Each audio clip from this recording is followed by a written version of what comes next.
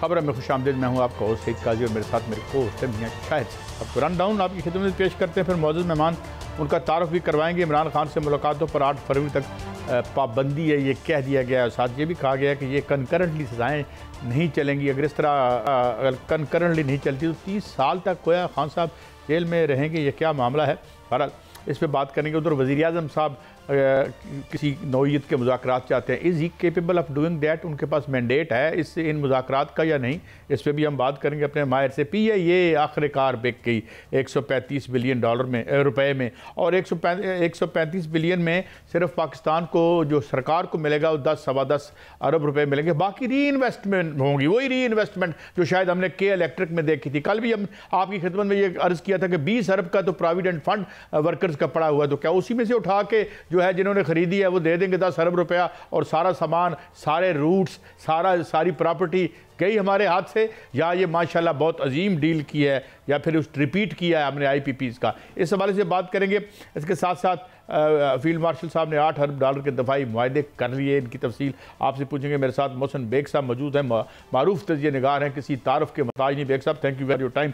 हुजूर, ये फरमाइएगा कि ये अब ये जो PM साहब बार बार कहते हैं मुज़ाकरात कर लें, ये कर लें, वो कर लें, इनके इख्तियार में मुज़ाकरात हैं नंबर 1, और अगर हैं तो किस तरह के हैं? और दूसरी तरफ इन्हीं के वज़ीर मौसूफ कह देते हैं जी कि ये आम तौर पर जब 3-4 सज़ाएँ इकट्ठी हो जाएँ तो कंकरेंटली होती हैं और एक आखिर में इकट्ठी ख़त्म होती है। मगर एक तरफ ये कहा जा रहा है कि नहीं, ये तो अलग है, पहली ख़त्म होगी, फिर दूसरी, फिर तीसरी, फिर माशाल्लाह एक लंबा सिलसिला होगा। तो इस पर ज़रा कमेंट कर दीजिएगा। Is government capable of striking any deal with the gentleman in jail, या सिर्फ ये ज़बानी जमा तफरीक है? बेग साहब।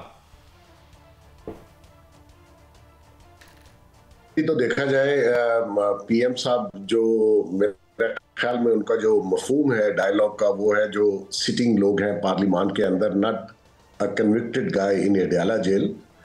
उससे तो मुज़ाकरात मेरे नहीं ख्याल कि किसी के भी हो सकते हैं, क्योंकि he is not in a mindset कि जिस पे वो गुफ्तगू या कोई नेगोशिएशंस या कोई डायलॉग कर सके। तो मुराद उनकी वही है कि पार्लियामान को और इस सिस्टम को, पार्लियामानी जमहूरियत को आगे चलाया जाए। जो लोग पार्लियामान में मौजूद हैं उनसे बात हो सके, लेकिन वो भी शायद मैंडेट बिल्कुल उनके पास होगा, लेकिन वो भी मुज़ाकरात या डायलॉग कामयाब होता हुआ लगता इसलिए नहीं है कि उनके पास भी कोई अथॉरिटी नहीं है जिनसे PM साहब बात करना चाहते हैं। वो भी सारी इंस्ट्रक्शंस जो हैं वो अडयाला जेल से ड्रॉ करते हैं। They have no authority at all कि अपने ताई वो कोई बात कर सके स्पीकर साहब से। और वो जो सजाएं हैं आया वो माफ हो सकती हैं और वो शख्स जेल से बाहर आ सकता है? मेरा ख्याल है मुमकिन नहीं है। उनको जो भी रिलीफ मिलना है वो लॉ का ड्यू कोर्स जो भी फॉलो करेंगे, अपीलें हैं, हाई कोर्ट्स, सुप्रीम कोर्ट्स हैं, उसमें जाके जहाँ तक कंकरेंट सजाओं का तल्लक है, मेरे ख्याल में कंकरेंट होनी चाहिए। ये मैं समझता हूँ बानी हो या कोई आम कैदी हो, उसके साथ ये जुल्म है कि वो आपकी जेल में ही मौजूद है, पहले 10 साल गुजारे और फिर उसके बाद 10 साल गुजारे। This is wrong. कंकरेंट ही होती हैं। अगर इनकी नहीं है तो इनको चाहिए कि अपील करें और उसको सजाओं को कंकरेंट करवा लें। जी मियां शाहिद साहब। बेग साहब, सजाओं की बात हो रही है, आपने सजाओं की बात की है। 9 मई का फैसला होने वाला है और कुछ हो भी चुके हैं, और जो GHQ हमला केस है उसमें बानी PTI नामजद मुल्ज़िम हैं उसमें, और अगर वो मुकदमा चलता है तो क्या वो मिलिट्री अदालत में चलेगा? क्योंकि कहा जा रहा है कि जो फैज़ हमीद हैं वो वादा माफ गवाह जो है वो बनने के लिए तैयार हैं। अगर वो वादा माफ गवाह बनते हैं तो क्या वो मुकदमा जो है वो अडयाला जेल में चलेगा या जो है वो मिलिट्री कोर्ट में चलेगा?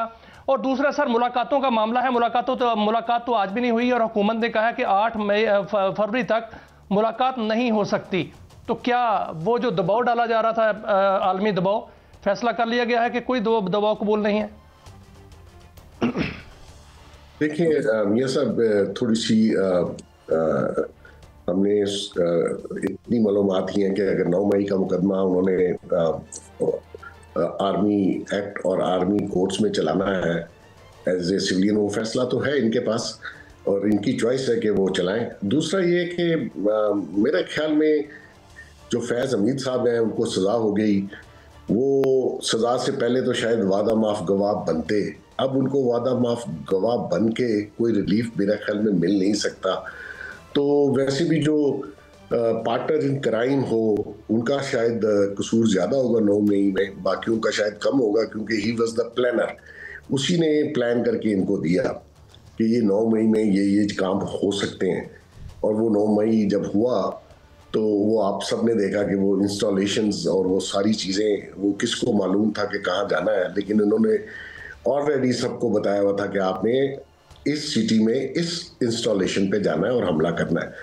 तो दूसरी बात यह है कि नेचुरली खान साहब उसके हेड रहे, उन्होंने अपनी पार्टी को सारी को पिन पॉइंट किया कि ये टारगेट्स होंगे, तो वो तो इन्वॉल्व हैं। वो दहशतगर्दी कोर्ट में चले या आर्मी कोर्ट में चले तो नेचुरली एविडेंस बाकियों के खिलाफ जो थी वही इस बानी के खिलाफ भी होंगी। तो उससे 9 मई से तो इनकार करना नामुमकिन है, क्योंकि जब इसने कहा कि दोबारा अगर आप मुझे अरेस्ट करेंगे तो फिर ऐसा ही होगा, तो ऐसी सूरत में तो एविडेंस बड़े क्लियर हैं। जिन लोगों को इंस्ट्रक्शन दी गई थी वो अपना खल्फिया बयान दे चुके हैं कि हमें ये इंस्ट्रक्शंस मिली थी और हम इन जगहों पे गए थे।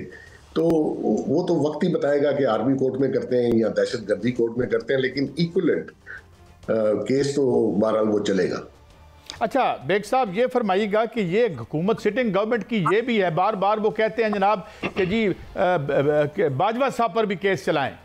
वो किसे कहते हैं? वो नेपाल की गवर्नमेंट को कहते हैं। They are the government and if they think कि there is a plausible evidence to try him in the court of law, तो उनको कौन रोकता है? और फिर अगर और वो मुतालबा किससे कर रहे हैं? अगर वो अपने खिलाफ होने वाले जराइम मुबैन उनके मुताबिक वो उनका भी कुछ नहीं कर सकते, तो हमारी जान छोड़ दे, हमारे लिए क्या करेंगे वो? बेग साहब, एक शख्स को इन्होंने प्रीवियसली आर्टिकल 6 में ट्रायल करने की कोशिश की, बहुत जोर लगाया, लेकिन वो आपके सामने ही है। वो कैसे आराम से बाहर भी चले गए और वो कभी कोर्ट में पेश ही नहीं हुए आर्टिकल 6 में। ये भी जो फैज़ हमीद साहब वाला केस है, ये भी कमाल ही केस हुआ है, जो कि मैं आपको बताऊं कि हिस्ट्री में पहली बार हुआ है, क्योंकि वो शख्स अपने आप को इतना पावरफुल और अबव लॉ समझ रहा था। लेकिन मैं नहीं समझता कि एक्स आर्मी चीफ को कभी कटहरे में लाया जाएगा या उसके ऊपर कोई ट्रायल होगा। अच्छा, ये एक और आपने बड़ी इंपॉर्टेंट बात पॉइंट आउट की है बेग साहब, एक नए कानून साजी की भी बात हो रही है। काजी साहब जी करें बात। सवाल सर जी करें, प्लीज गो हेड। बेग साहब, एक नए सूबे बनाने के हवाले से एक कानून साजी की भी और आइन में तब्दीली की बात भी हो रही है, जिसको आइनी तरमीम कहा जा रहा है। और ये कहा जा रहा है कि 28वीं आइनी तरमीम भी आएगी और उसमें फैसला कर लिया गया है कि नए सूबे जो हैं वो बिल्कुल बनेंगे, नहरें भी निकलेंगी और डैम भी बनेंगे। ये क्या गैर मामूली जो है वो हालात पैदा कर सकता है इस तरह के जो तरमीम है, या इस तरह हो सकता है? दूसरा ये भी फरमाइएगा कि कल हाई कोर्ट ने एक बड़ा फैसला दिया, लाहौर हाई कोर्ट ने, और उस पर सीएम साहबा का जो रद्द-ए-अमल आया वो भी बड़ा सख्त आया। क्या इसको मामूल का रद्द-ए-अमल समझा जाए या ये कहा जाए कि इससे बात आगे बढ़ सकती है? जी, पहली बात तो ये है कि जो हाई कोर्ट के चीफ जस्टिस साहिबा ने डिसीजन दिया वो मैं समझता हूँ कि बहुत बेहतर डिसीजन था कि आप अपनी मर्जी से और लॉज नहीं बना सकते, आप हर चीज को बाईपास नहीं कर सकते। इसमें कोई शक नहीं है कि कब्जा माफिया जो है वो पूरे पाकिस्तान में बड़ा ही स्ट्रांग है, लेकिन उसको अगर ये इस तरह के लॉ बना दिए जाएं कि आपको कोर्ट जाने की जरूरत नहीं, और इसी तरह अगर कब्जा माफिया में कुछ लोग जायज कब्जे पे बैठे होंगे लेकिन मेजॉरिटी के ऊपर वो एक किस्म का धंधा शुरू हो जाता है। अब जो उन्होंने डिसीजन दिया उसके ऊपर जो रद्द-ए-अमल है वो मैं समझता हूँ मुनासिब नहीं है, क्योंकि आपने लॉ के अंदर रह के ही उस प्रोविंस को चलाना है। ये आपकी अपनी रियासत नहीं है, रियासत का एक कानून है, रियासत का एक दायरा कार है जिसपे रियासत काम करती है, और ये इस्लामी जमहूरिया पाकिस्तान के 73 के आइन के तहत ही ये मुल्क चल सकता है। तरमीम उसमें ज़रूर कर लीजिए, लेकिन ऐसा नहीं है कि आप जो चाहें लॉ पास करें और सुबह इम्प्लीमेंट कर दें और किसी की सुनवाई ना हो। एक ही शख्स है जो डिसीजन मेकर है कि जी इसका कब्जा सही है और उसका कब्जा गलत है। कुछ केसेस ठीक होंगे, लेकिन मेजॉरिटी केसेस में वही धंधा शुरू हो गया, अपने मनपसंद लोगों को बैठाने का और अपने ओपोनेंट को उठाने का। तो ये मेरे ख्याल में पंजाब गवर्नमेंट को सोचना चाहिए कि ऐसा नहीं है कि हर डिसीजन आपका अबव लॉ हो और उसके ऊपर आप किसी की बात सुनने के लिए भी तैयार ना हो। अब आ जाते हैं स्मॉलर प्रोविंसेस। देखिए मियाँ साहब, बेसिकली ये बहुत अरसे से है, ये पाकिस्तान आहिस्ता आहिस्ता अनगवर्नेबल पोजीशन में चला गया हुआ है। यहाँ गवर्नेंस करना बहुत मुश्किल हो रहा है और उसके जो वसाइल हैं वो कम होते जा रहे हैं। आबादी आपकी रोज ब रोज इस हिसाब से बढ़ रही है जिसकी कोई एग्जाम्पल बाकी किसी ममालिक में नहीं मिली। जिस स्पीड से आपकी आबादी बढ़ रही है उसके नेचुरली उस आबादी के लिए आपको वसाइल चाहिए जो कि है नहीं, और उसी तनासब से आपको छोटे province easy to govern, easy to handle. और दूसरा ये है कि सारे अख्तियारात अगर चीफ मिनिस्टर साहिबा के पास हो या साहिब के पास हो और वो प्रोविंस जो है वो अपनी मर्जी से चलाएं, और पंजाब या सिंध या केपी के वहाँ छोटे प्रोविंस बनने चाहिए, उसके सब हक में हैं। कुछ लोगों को शायद अपने इख्तियारात जाने के लिए, लेकिन ये ज़ाती मामला नहीं है, ये मुल्क के फ्यूचर का मसला है। ये आपको आने वाली नस्लों के लिए आपको सोचना है, ना कि अपनी ज़ात। और दूसरा ये जो नई अमेंडमेंट की बात करें उसमें जो मेन चीज़ है वो है बल्दियात के इलेक्शन, क्योंकि हमारे यहाँ जो बल्दियात का फंड है वो कई सालों से वो चीफ मिनिस्टर के हाथ में होता है, वो जहाँ चाहे खर्च कर दे, अकाउंटेबल नहीं है, बताने की जरूरत नहीं है। जो हमारी सिविल ब्यूरोक्रेसी है वो भी उसको दबा के इस्तेमाल कर रही है। बेग साहब, अगर मैं आपकी बात से समझाऊं तो ये तो सर आपको नई नहरें बनती हुई और नए डैम बनते हुए नजर आ रहे हैं? देखिए नजर तो नहीं आ रहे। अगर ये बनाना चाहें तो कालाबाग डैम भी बन सकता था, वो इस मुल्क का फ्यूचर था, वो पॉलिटिक्स की नजर हो गया। अगर आप बनाना चाहें आप सोच लें, अगर आपने सारी तरमीम करके अपने आप को फेवर्स दी हैं तो कुछ फेवर्स जो है उस मुल्क और कौम को भी दे दे, बन सकते हैं, ऐसी कोई बात नहीं। My last question to you sir, ये अभी अब यानी मैं आपकी बात को चाहता हूँ ज़्यादा कंक्रीटाइज शक्ल में सामने आ जाए, मानी तो समझ में आ रहे हैं 28वीं तरमीम, और जो हमारे दोस्त हैं जो जो जो डिसीजन मेकर हल्के जो हैं उनके करीब समझे जाते हैं, वो भी कह रहे हैं जी 28वीं तरमीम आएगी और उसमें ये सूबों वाला मामला भी होगा और इस पर हुकूमतें यकीनन खुश नहीं हैं, ना सिंध की ना पंजाब की। But do you see 28th तरमीम coming any sooner sir Baig साहब? जी काजी साहब, बिल्कुल उसमें क्या चीज़ें तरमीम में डालते हैं उसका तो इल्म मुझे अभी नहीं है, लेकिन प्रोविंस, जहाँ तक प्रोविंस की बात है, स्मॉलर प्रोविंस, वो अशद ज़रूरत है, क्योंकि अब तो आबादी भी इस हिसाब से बढ़ गई हुई है और बढ़ती जा रही है कि आप एक टिकिंग बॉम्ब है जिसके तहत आप कंट्रोल नहीं कर पा रहे, और इतनी बड़ी आबादी को आप एक प्रोविंस में आपसे गवर्नेंस उस हिसाब से हो नहीं रही। तो बेहतर यही है कि स्मॉलर प्रोविंस, स्मॉलर यूनिट बनाए जाएं और उनको इजीली गवर्न किया जाए, और वहां पे जो लोकल बॉडी सिस्टम है उसको इन प्लेस किया जाए। अब ये देखिए, ना ये स्मॉलर प्रोविंस बनने दे रहे हैं, ना लोकल बॉडीज के इलेक्शन होने देते हैं। बेग साहब बहुत शुक्रिया, आपने you are always so kind to give us ample time और हमें एनलाइटन भी करते हैं। मियाँ साहब, ये तो आपने सुना अपना बेग साहब को। अब ये बात है कि पंजाब, ये आज बहस शुरू हो चुकी है पंजाब में, फॉर एंड अगेंस्ट इसका आर्गूमेंट शुरू हो रहा है। बहरहाल हम सुप्रीम हाई कोर्ट के फैसले पर हम कमेंट तो कर सकते हैं, लेकिन जो चीफ जज साहिबा ने जो फैसला दिया है उसके बाद और इससे पहले ये बहस हम CCD के हवाले से सुन चुके हैं। अब जाहिर है जब डिलीवरेंस नहीं होती बात तो ये दुरुस्त नहीं है। अगर ये भी दुरुस्त नहीं है कि DC फैसले करें और जमानतें लें, और जो ये इन्होंने तरमीम की है ये भी तारीख में एक मुतनाज़ा शिक के तौर पर जो है वो देखी जाएगी।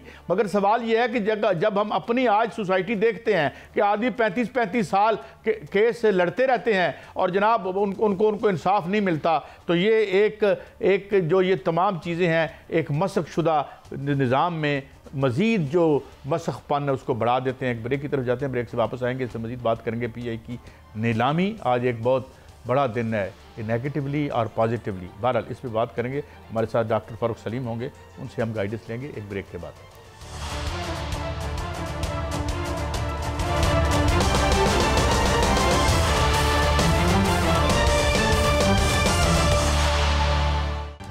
Welcome back. नाज़रीन, हमें ज्वाइन किया है मारूफ में शिद्दान doctor Farooq Saleem. Thank you very much doctor साहब। डॉक्टर साहब, मैं स्ट्रेट आता हूँ इस बात पे, जस्ट तीन चीज़ों को मैं यानी बयान करके आपकी खिदमत में सवाल पेश करता हूँ। 1993 Hazel O'Leary deals of the century IPPs, आज हम कहाँ खड़े हैं आपके सामने है। PTCL या जिसे PTC कहते थे, it was pride of this country, और ये एक दूसरा बड़ा इदारा समझा जाता था कि हम यहाँ लोगों को पढ़ाया करते थे। आज भी उस वक्त कुछ 78 बिलियन का प्रॉफिट था, if I am not wrong. Last 2-3 साल पहले मैंने देखा 8 अरब का, और मैंने ज़ाती तौर पर जब तफ्तीश की साफियाना तो पता चला कि वो भी कुछ तांबे तुंबे की तारें और पुराना सामान बेच के ये इन्होंने इकट्ठा किया है। के इलेक्ट्रिक, उसके बाद बड़े बड़े वादे, ये होगा वो होगा, हमें खुद बेल आउट देना पड़ा। Have this been done in this great tradition of what we had behind us, या ये बड़ा मुख्तलिफ हुआ है? और ये भी हमें समझाइएगा कि 10 बिलियन दे के वो वापस री इन्वेस्ट करेंगे, 20 बिलियन का क्या बनेगा जो वहाँ पड़ा हुआ है वो जिसे आप कहते हैं, और 26 बिलियन जो प्रॉफिट कमाया 13 जहाज़ों ने जो 30 में से ऑपरेटिव हैं। Do you think it is one of the sweetest deals that we did in 1993? Doctor साहब। जी काजी साहब, सवालात आपके कंसर्न जो बिल्कुल वाजिब हैं। इसमें एक तो बात यह है कि PIA को समझ लें एज एन इदारा वो क्या है। PIA एक ऐसा इदारा है जिसने पिछले 20 सालों में 800 अरब रुपए का नुकसान किया है। ये PIA एक ऐसा इदारा है जो सालाना 100 अरब का नुकसान करता है।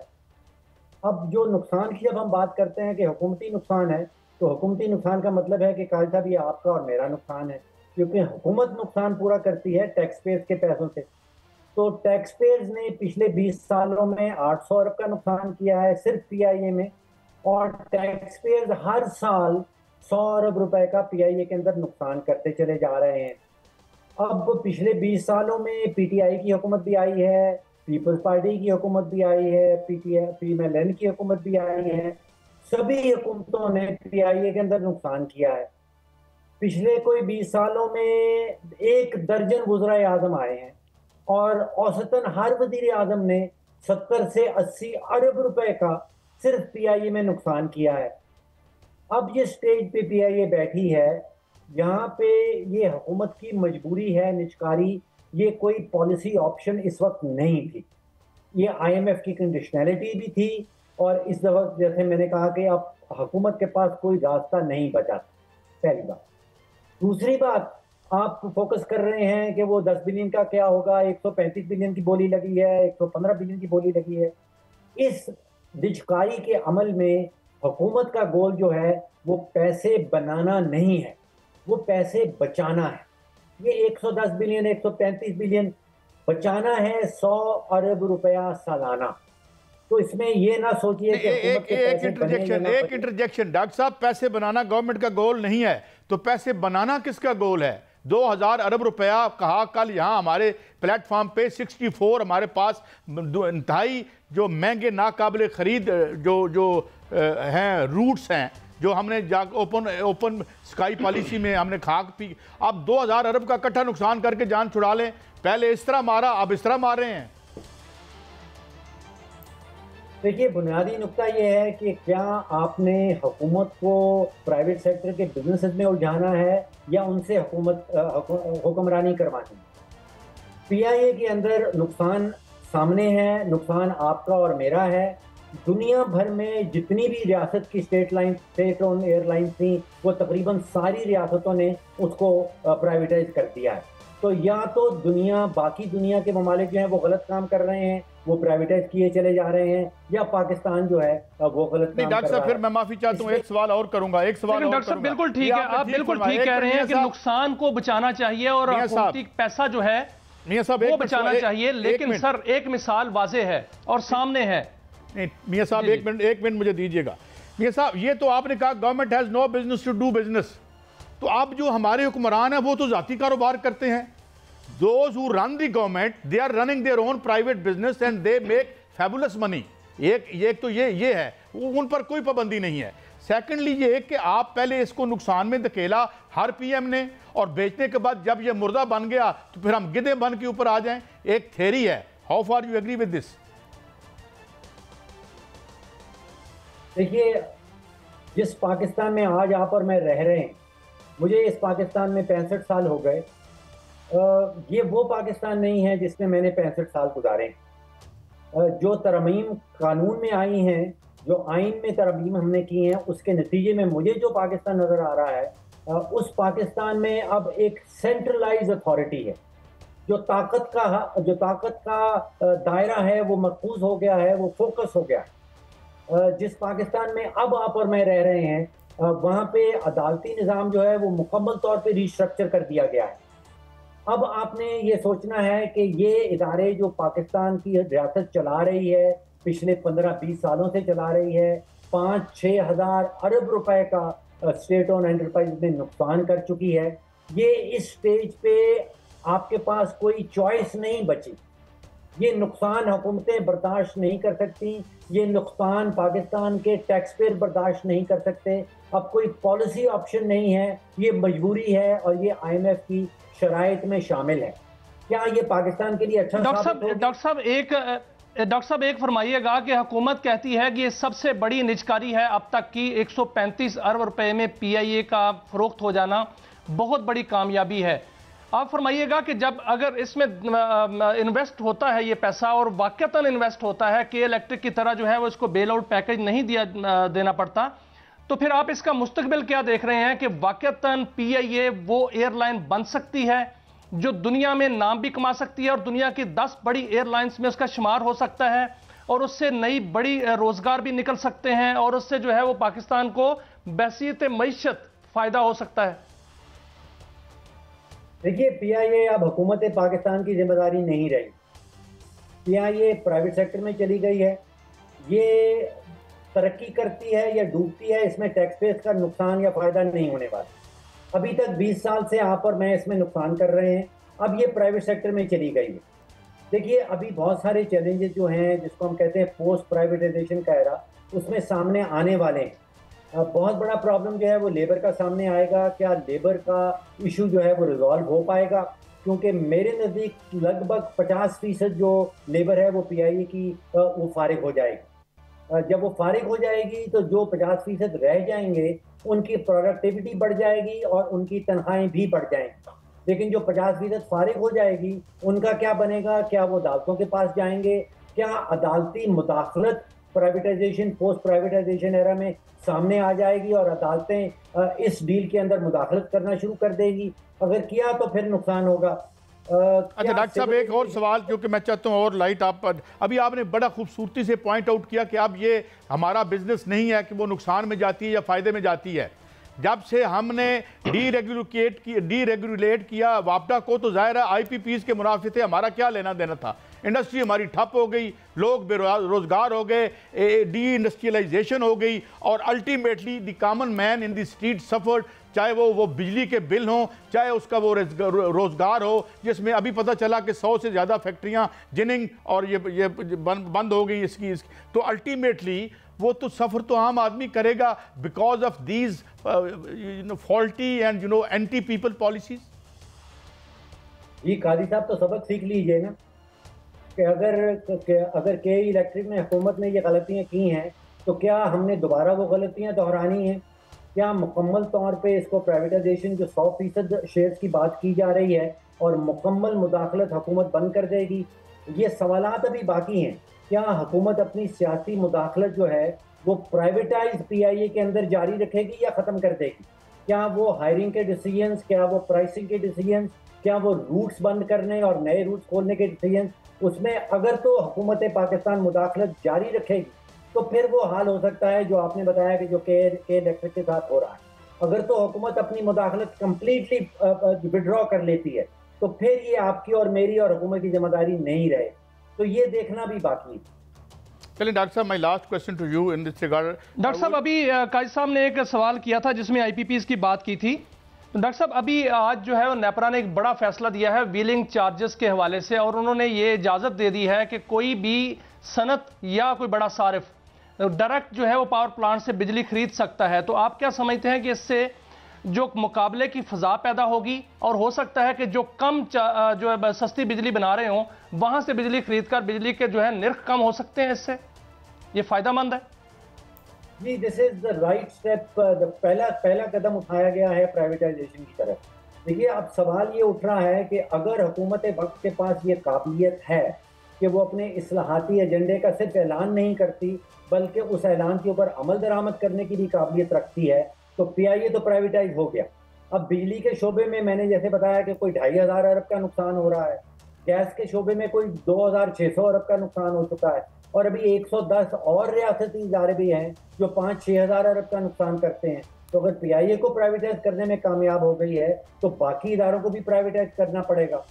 डॉक्टर साहब, लेकिन सर, जो आज नेपरा ने फैसला दिया है कि जो बिजली है वो किसी भी पावर प्लांट से एक सारिफ जो है वो खरीद सकता है 1 मेगावाट से ऊपर या 1 मेगावाट, उससे मुकाबले की फिजा तो पैदा होगी और उससे बिजली की रेट जो है वो भी कम हो सकते हैं, क्योंकि वजीर आजम भी कह रहे हैं कि हम रीजन में एक मुकाबले की फिजा जो है वो पैदा करेंगे और पाकिस्तान में रीजन से कम बिजली जो है वो फराहम करेंगे सनती सार्फिन को, ताकि हमारी जो है वो लागत कम हो और हमारी अशिया जो है वो बरामद हो सकें। क्या ऐसा हो रहा है या ऐसा हो सकता है? जी, बिजली के सेक्टर से जो अभी पहला कदम उठाया गया है ये इसकी सिर्फ ठीक है, लेकिन ये बहुत छोटा कदम है। इसके नतीजे में आपको ये नजर नहीं आएगा कि हमारी बिजली के रेट जो हैं वो। डॉक्टर साहब, मैं तो सिर्फ इतना बात करके मैं इजाजत चाहता हूं कि जिन्होंने सोलर का बेड़ा गर्क करने का कर लिया है वो बाकी अवाम की बिजली की कीमत कम करेंगे। आईपीपीज और इन सब के प्रॉफिट्स को कोई टच नहीं कर सकता।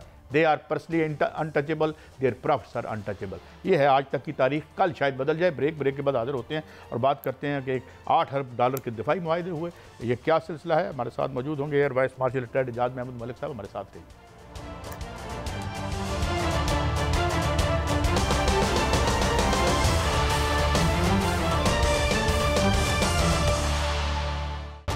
वेलकम बैक नाज़रीन। हमें मुमताज़ दफ़ाई तजिया निगार जनाब जनरल रिटायर्ड ग़ुलाम मुस्तफ़ा साहब ने ज्वाइन किए। Thank you very much general साहब। जनरल साहब, ये एक वाहिद जहां हम देखते हैं कि दीगर शोबों में अच्छी खबरें नहीं मिलती हैं, हमारे टेक्सटाइल सेक्टर का जो मामला है, मगर एक तरफ हम देखते हैं कि ये जो हमारी दिफाई सनत है, इस हवाले से आज हमारे वज़ीर दिफा ने भी कोई फिगर्स हमें दिए हैं। उस पर ज़रा हमें बताइएगा कि इसमें हमारी कितनी यानी क्या कैपेसिटी है और कितनी एयर रोड बना सकते हैं। और नाज़रीन, मैं ये भी बताता जाऊँ कि air vice marshal retired Ejaz Mahmood Malik साहब ने भी हमें ज्वाइन कर लिया है। मगर जी जनरल साहब, thank you very much Ejaz Mahmood Malik साहब। जी जनरल साहब, यही मेरा सवाल आपसे कि डू यू सी एनी इसमें हम कोई इनरोड्स बना के कोई बेहतर हम कोई फॉरेन एक्सचेंज जो जिसकी हमें बड़ी अशद ज़रूरत है और जो हम बड़ी नालायकी से दीगर शोबों में ज़ाया कर रहे हैं, तो can we make up some of it through this industry? General Ghulam Mustafa साहब।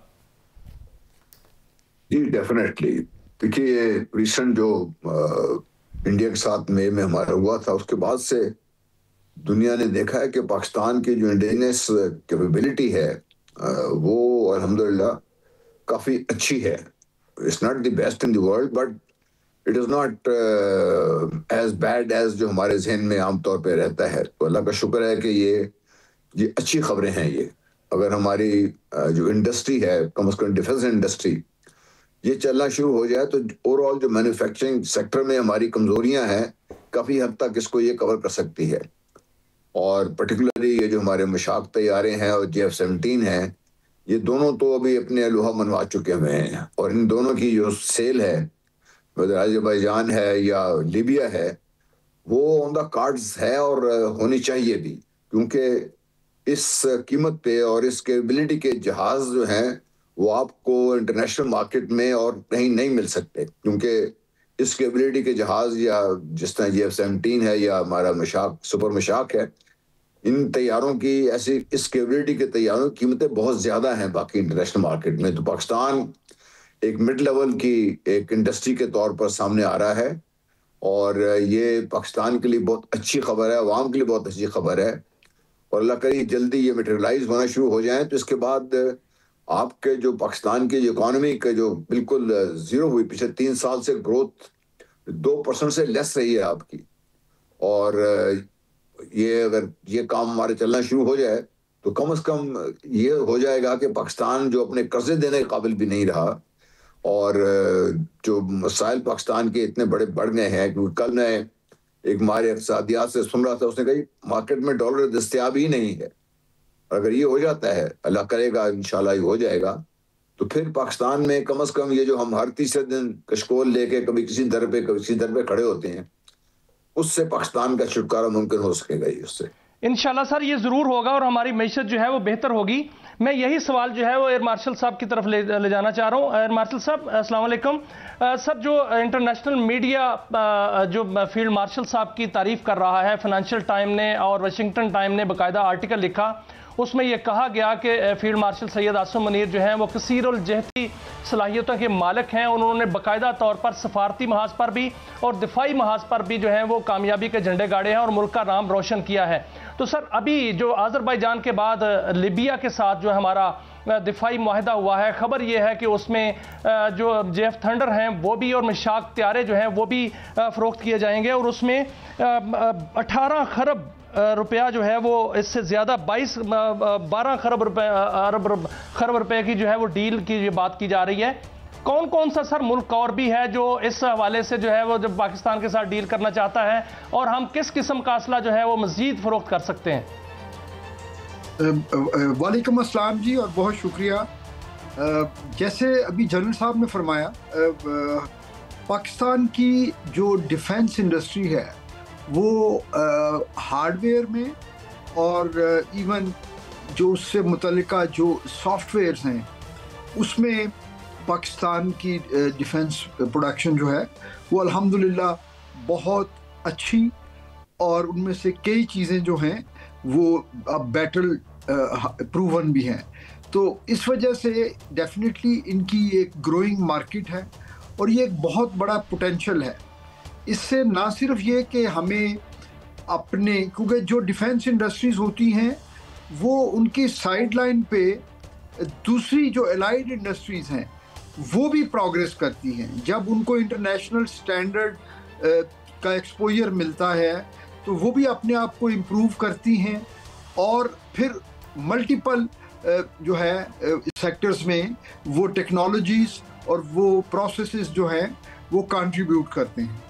तो उस लिहाज से ये एक बड़ी अच्छी जो है डेवलपमेंट है। जहाँ तक सुपर मशाक्स का ताल्लुक़ है, वो इससे पहले भी हमने मुतअद्दिद दोस्त ममालिक को हमने वो एक्सपोर्ट किए और सिर्फ एयरक्राफ्ट ही नहीं दिए बल्कि उनकी ट्रेनिंग और उनकी मेंटेनेंस के कई सालों पर मुहित पैकेजेस भी हमने सेल किए और उससे कसीर तादाद में ज़र मुबादला भी कमाया और जॉब अपॉर्चुनिटीज़ भी अपने लोगों जी सर, पाकिस्तान जो है ये भी देखने में आया है कि सर कि जो असला बरामद के निंदगान है उस क्लब में तो शामिल हो गया है और ये भी अब खबर आ रही है कि ऑस्ट्रेलिया ने भी ख्वाहिश का इजहार किया है कि उनको भी त्यारे जो हैं वो दिए जाएं और दीगर ममालिक भी इसकी ख्वाहिश का इजहार कर रहे हैं। कौन से ममालिक हो सकते हैं सर और हम क्या मज़ीद जो है वो नौयत का असला भी फ़रोख्त कर सकते हैं?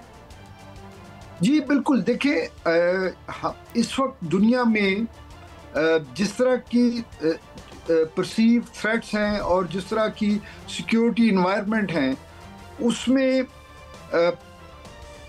जो मुल्क जिनको अपने थ्रेट परसेप्शन के मुताबिक नई इंडक्शंस करनी है या रिप्लेसमेंट करनी है अपने वेपन सिस्टम की, लेकिन वो उनके बजट्स जो हैं वो महदूद हैं या वो अपने बजट्स में ज़्यादा से ज़्यादा इक्विपमेंट लेना चाहते हैं, तो उनके लिए पाकिस्तान की ये जो एक डेवलपिंग इंडस्ट्री है ये उनके लिए एक बड़ी ऑब्वियस चॉइस है।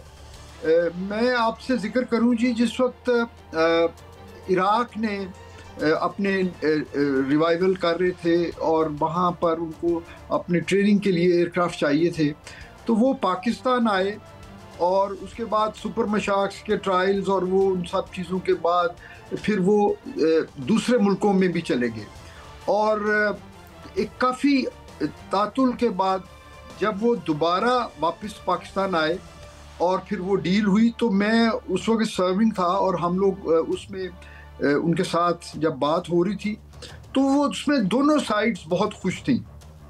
तो मैंने उनके जो डेलीगेशन के एक सीनियर जो कमांडर थे उनसे मैंने पूछा, तो उन्होंने अरबी में बड़े उन्हें जिसको कहते हैं ना लाइट मूड में ये बताया कि हम आपके मुल्क से होके दूसरे मुल्कों में गए और हमें आपने सबसे सस्ती और सबसे अच्छी ऑफर दी। यानी सबसे अच्छी तो और इफेक्टिव है, ये आपने दुरुस्त फरमाया। मगर वक्त की चूंकि कमी है जलसा, मैं एक और बड़ा जल्दी में सवाल पूछना चाहता हूँ। एक डिप्लोमेटिक रो हम देख रहे हैं और दिन ब दिन बांग्लादेश और इंडिया के ताल्लुकात ख़राब से ख़राब तर हुए हैं। वहाँ पे इंटरनली भी बड़ी ही एक सूरत हाल ज़्यादा तशवीशनाक है।